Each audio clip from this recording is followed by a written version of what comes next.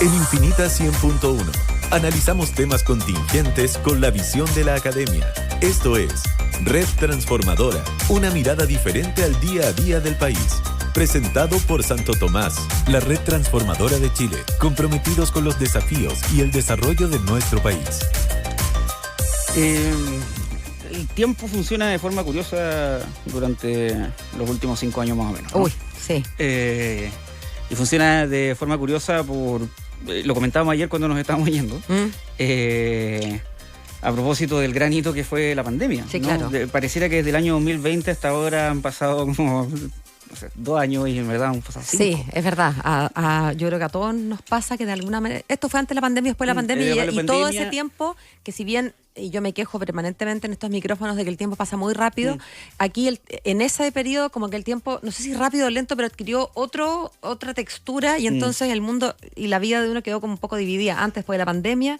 Y no es claro si es que fue hace mucho o fue hace poco. Estamos hablando probablemente del evento más transformador del siglo XXI, ¿no? O sea, de lo que llevamos de estos 25 años, cuarto de siglo, con todas las cosas que han pasado, pero el hecho que estuvimos durante prácticamente 2 años completamente encerrados, después con una etapa de transición, y ahora que seguimos adelante como si no hubiera pasado nada en muchos casos, ¿no? Así como tratando de olvidar ese evento, yo creo que va a ser algo que nos va a hacer caso de estudio durante mucho tiempo, ¿no?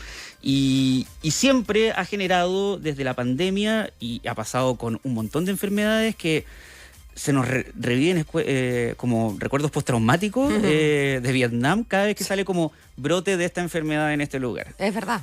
Brote de este otro virus. Un caso de lepra, un caso de ébola, un sarampión, sí, para hablar de cosas más cercanas. Bueno, y la propia gripe aviar, ¿no? Y la mayoría de los especialistas te dicen como, acá hay 2 cosas.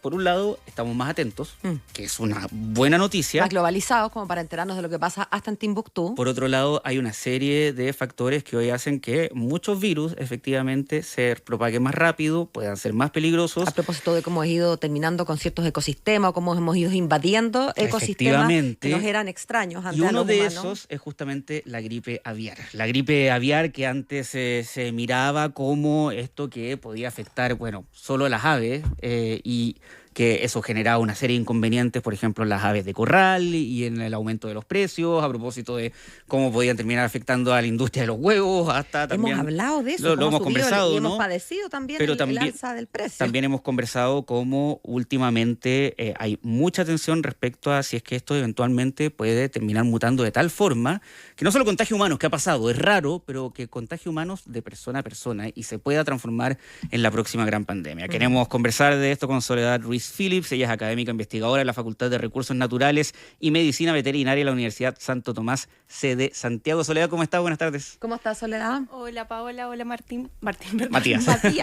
La M. Muchas gracias por la invitación. Gracias a ti por venir. Me pasa a mí, nosotros. no sé si, Soledad, tú compartes conmigo que hay como 2 extremos. Por una parte, este trauma que describe Matías y que, claro, hablamos de alguna zoonosis, de estas enfermedades que transmiten y quedamos todos así como... no como más pollo, no salgo más de mi casa. Y también el exactamente contrario, como que no, si eso es algo que pasa una vez en la vida, ya nos pasó, como que ¿qué me estáis hablando? Si la porcina, la aviar, eso son cosas, la símica, porque se habló en su momento también de la gripe de los monos, todo eso. ¿Dónde está el equilibrio, digamos? ¿Cuánto debiéramos preocuparnos por este tema?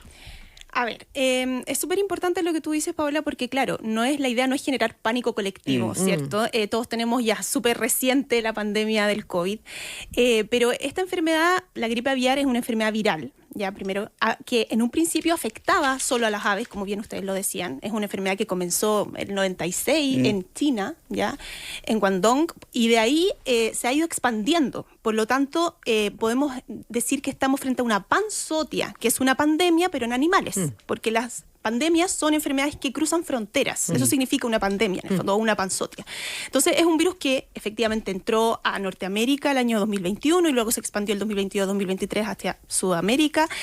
Y efectivamente, hasta la fecha, ha afectado a aves, pero la gran preocupación del mundo científico es efectivamente que este virus tiene la capacidad de mutar y de adaptarse a nuevas especies.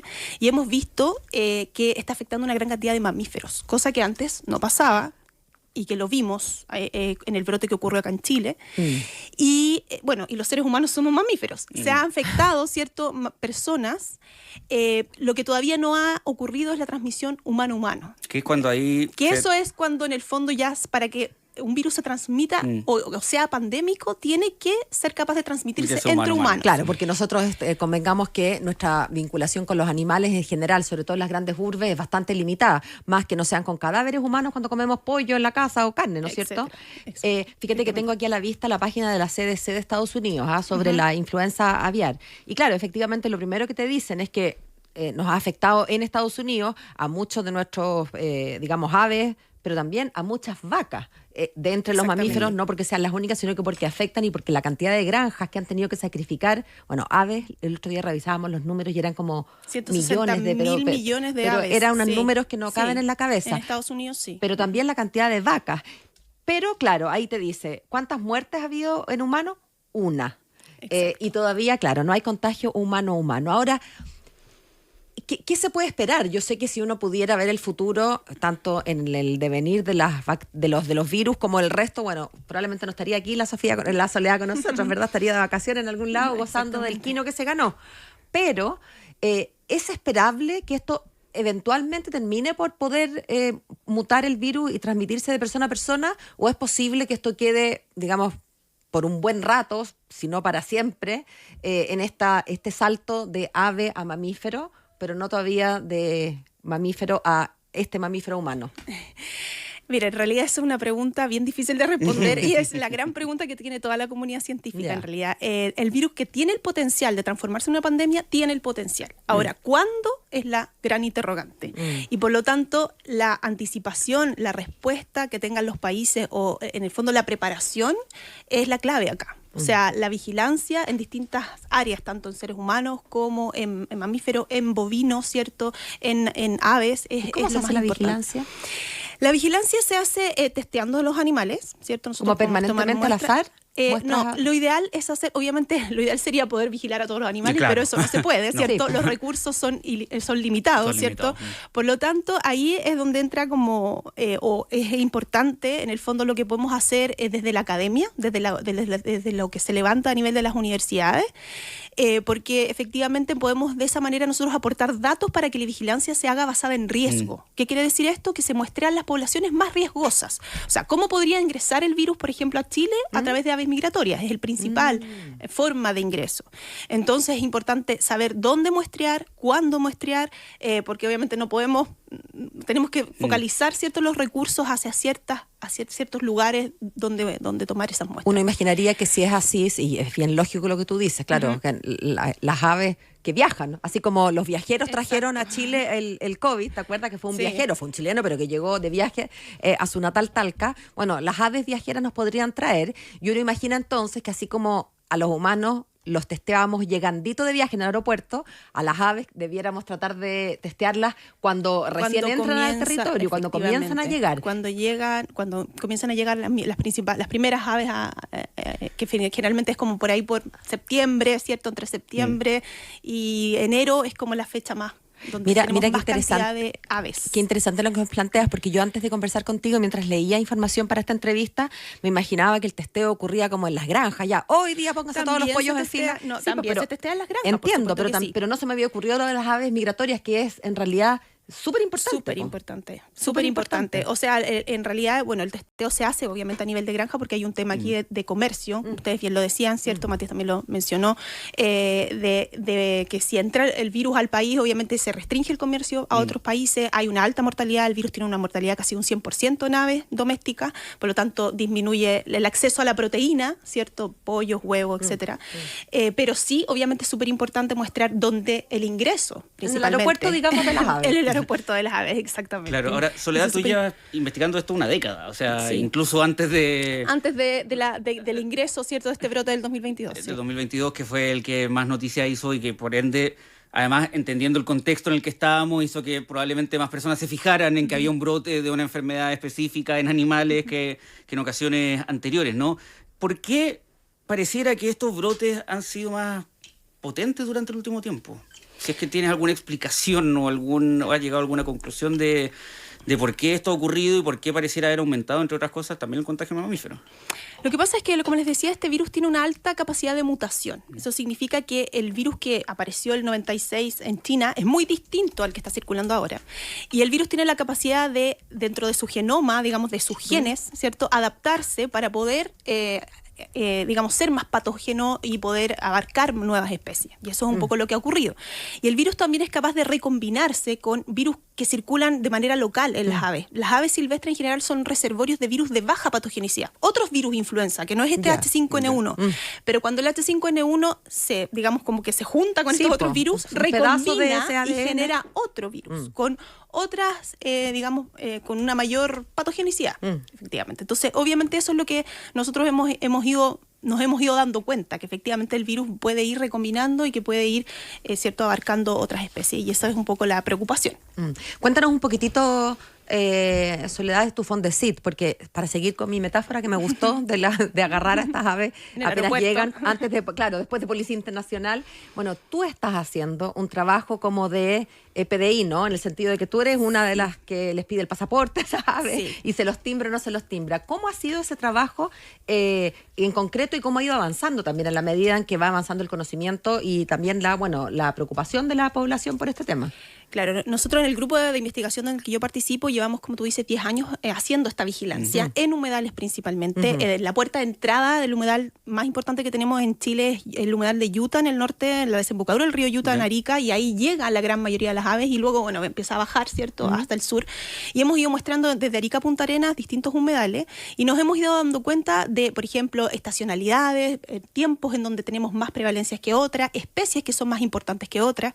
Y en base a eso, nosotros hemos seleccionado, que es lo que viene en mi proyecto Fondesit, que es financiado por ANID, en el fondo es buscar cómo estas aves se mueven, porque están más bien estudiados los movimientos interhemisféricos, o sea, aves que vienen del hemisferio norte y llegan al sur, pero hay aves que están acá y que no salen del hemisferio sur y que se mueven entre los países del cono sur.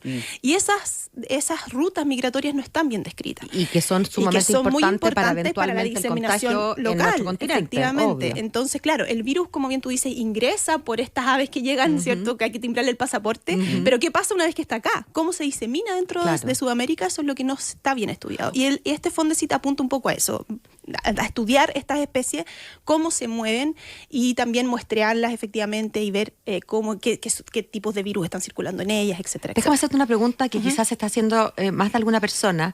Primero, en concreto, ¿cómo se hace esto? Porque claro, a mí me encantan los programas de naturaleza y veo cómo investigan a los leones y les ponen un microchip y dejan las cámaras y se ve que el león, y hacen programas y el león se aparea y después nacen las crías y todo eso lo condensan en una hora, un periodo de gestación que duró varios meses.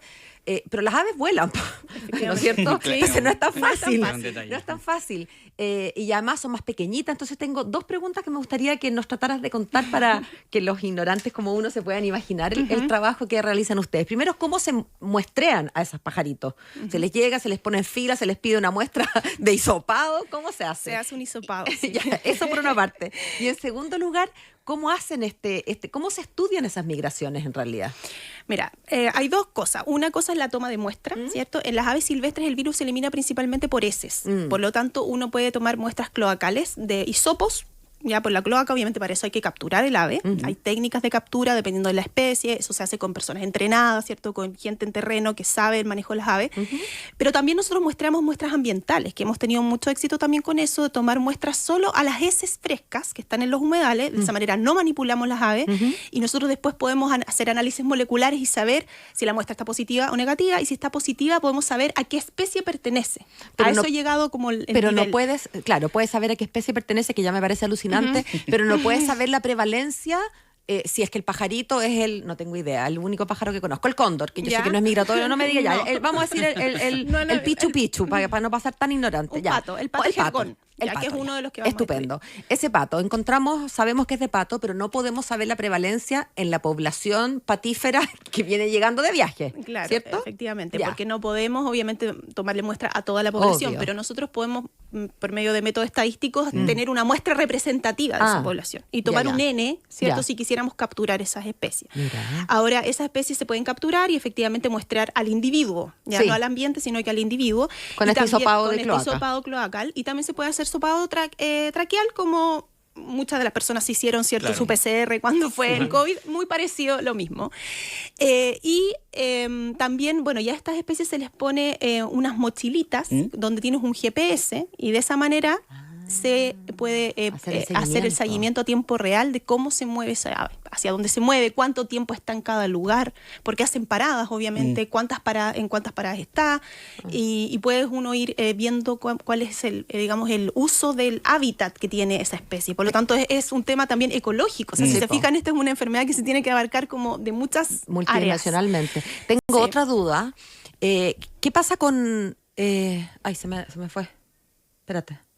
Habla tú. Tú puedes. Me hablaste de la mochilita. El GPS. ¿Qué pasa con la relativa bondad o malignidad del virus? Porque si bien hay virus que son mortales y que lo que hacen es matar al huésped rápidamente, bueno, esos virus también tienen corta vida, porque si es que el huésped no alcanza a transmitirlo, ¿no es cierto?, en vida, bueno, el ciclo de vida del mismo virus como que termina suicidándose de alguna manera. Otros virus son más, comillas, benévolos, en el sentido que nos utilizan, se reproducen, nos hacen sentir un poco mal, no tan grave como el resfrío común, seguimos viviendo.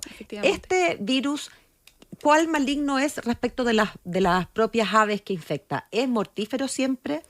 ¿O tiene una alta mortalidad? Eso también es algo que estamos estudiando, porque en realidad, por ejemplo, en aves domésticas se ve, estoy hablando gallina, de postura o broiler, tiene una mortalidad altísima, o sea, un 90 o 100% de mortalidad. Pero las aves silvestres en general han mostrado a lo largo del tiempo, digamos, no tantas mortalidades, y al parecer hay algunas especies más afectadas que otras. Por ejemplo, en Chile, cuando ingresó el virus, murieron una gran cantidad, pero increíble, de pelícanos, por ejemplo. Pero no así patos. Entonces, al parecer el virus, ¿cierto?, es más patógeno en ciertas especies que en otras. Entonces, eso también produce a la vez un tema de conservación o a nivel de la biodiversidad, porque obviamente, no sé, pelícanos murieron muchos ejemplares. Y eso incide probablemente en toda la cadena alimenticia y el equilibrio de ese ecosistema. Efectivamente. Entonces ahí hay un tema. Y entonces eso también es algo que se está estudiando, porque efectivamente, al parecer, hay ciertas especies que son más sensibles o en donde el virus tiene una letalidad mayor que otras. Uno podría pensar que eventualmente, pero eso ya no es tu especialidad, uno podría empezar a estudiar aquellas especies que son más resistentes para ver qué anticuerpos y de qué manera resisten, pensando eventualmente en una vacuna. Yo ya me estoy adelantando al fin de los tiempos. Pero está súper bien tu pensamiento. Que sí, hay que pensar en eso. ¿No? Claramente hay que pensar en eso. O sea, que no hay que ser pelícano, hay que tener la inmunidad de los patos, no de los pelícanos en este caso. Por ejemplo, claro. Mira. Oye, bueno, yo seguiría hasta mañana a mí es que me resulta fascinante. Con este tema, y de hecho, o sea, y en el fondo como que conversarlo en verdad es como estos documentales de naturaleza, así como... ¿Cómo lo hicieron? ¿Cómo lo hacen? Absolutamente. Te queremos agradecer, Soledad Ruiz Phillips, académica investigadora de la Facultad de Recursos Naturales y Medicina Veterinaria, Universidad Santo Tomás, sede Santiago, contándonos sobre este proyecto Fondesit de la Universidad Santo Tomás. Gracias por habernos venido. Tan ilustrativo y entretenido. Gracias, Muchas Soledad. gracias a ustedes por la invitación. No hay de muy qué. bien. Gracias. Son las 7:26. Esto fue Red Transformadora, una mirada diferente al día a día del país. Presentado por Santo Tomás, la red transformadora de Chile, comprometidos con los desafíos y el desarrollo de nuestro país. Aplausos para la entrevistada.